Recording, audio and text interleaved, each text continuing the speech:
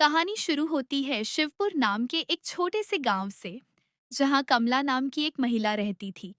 उसकी बेटी पूजा शहर में कॉलेज की पढ़ाई करती थी और कई महीनों बाद छुट्टियों में अपनी माँ से मिलने गांव आई थी। कमला, हरिओम, मेरी बेटी आ गई। अब तुम कहीं नहीं जाओगी, मेरे पास ही रहोगी। पूजा हंसते हुए, अरे माँ, 6 महीने बाद सिर्फ 10 दिन की छुट्टी मिली है। अब मैं आई हूँ तो पूरा गांव घूमूंगी, सबसे मिलूंगी।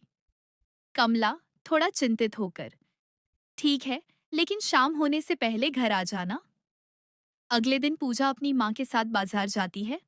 खरीदारी के बाद जब दोनों वापस लौट रही होती हैं, तभी रास्ते में एक बहुत पुराना और विशाल पीपल का पेड़ दिखाई देता है।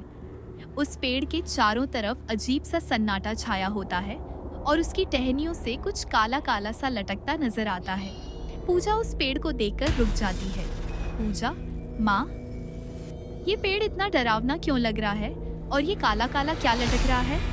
कमला घबराकर, चल यहाँ से, इस पेड़ के पास मत जा। लेकिन पूजा की जिज्ञासा बढ़ जाती है। वह धीरे धीरे उस पेड़ की तरफ बढ़ने लगती है। जैसे ही पूजा पेड़ के करीब पहुंचती है, अचानक हवा तेज चलने लगती है। पेड़ की टहनियां जोर जोर से हिलने लगती हैं और एक अनदेखी शक्ति उसे अपनी तरफ खींचने लगती है। पूजा डरते हुए, माँ बचाओ, मुझे लग रहा है कोई मुझे खींच रहा है। कमला चिल्लाते हुए, कोई मेरी बेटी को बचाओ, ये वही आत्मा है। अचानक एक खौफनाक आवाज गूंजती है, मेरे चंगुल से कोई नहीं बच सकता, एक एक करके सबको खत्म कर दूंगी। पूजा हवा में थोड़ी उठने लगती है, उसका शरीर कांपने लगता है। तभी कमला तुरंत अपनी गर्दन से एक ताबीज निकालती है और जोर से उस पेड़ की तरफ दिखाती है।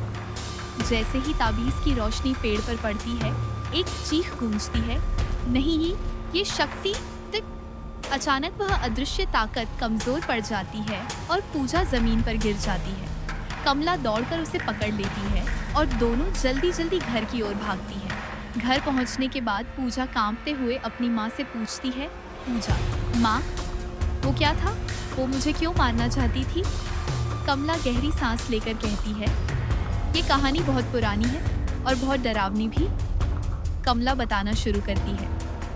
सालों पहले इसी गांव में 2 लड़के रहते थे, विक्रम और सोनू। दोनों बहुत बदमाश थे और गांव की लड़कियों को परेशान करते थे। एक शाम दोनों ने मिलकर एक लड़की को इस पीपल के पेड़ के पास घेर लिया। लड़की डरते हुए, मुझे जाने दो, मैंने तुम्हारा क्या बिगाड़ा है? विक्रम हंसते हुए, आज तो मजा आएगा।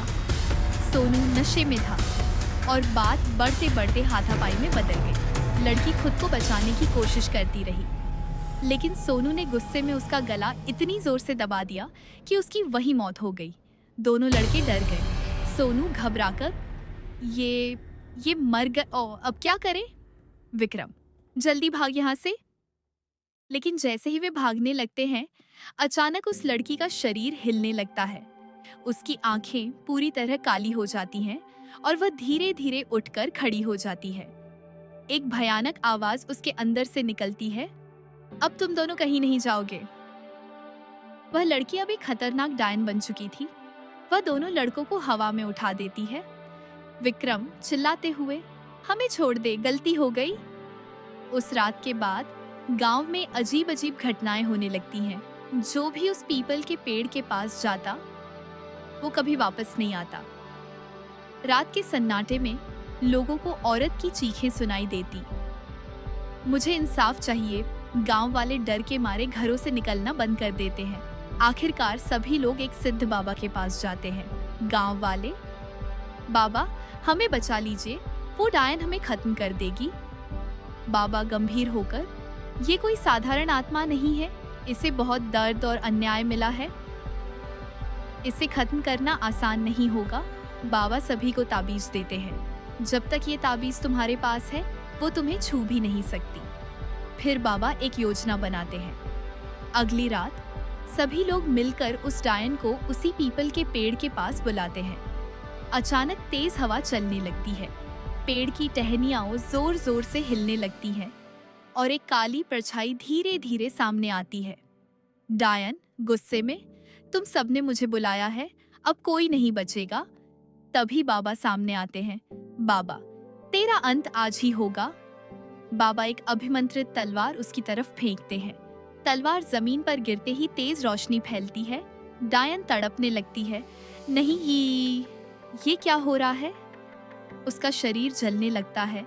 वह खुद पर काबू खो देती है और अचानक अपने ही हाथों से अपना गला काट लेती है। एक जोरदार चीख के साथ वह वहीं खत्म हो जाती है। गांव में सन्नाटा छा जाता है। बाबा कहते हैं, इसकी आत्मा अभी भी यही है, इसे इस पेड़ के नीचे ही दबाना होगा। गांव वाले उसी पीपल के पेड़ के नीचे उसका शरीर दफना देते हैं। लेकिन कहानी यहीं खत्म नहीं होती। कहते हैं, आज भी उस पेड़ के पास जाने वाला कोई इंसान सुरक्षित वापस नहीं आता।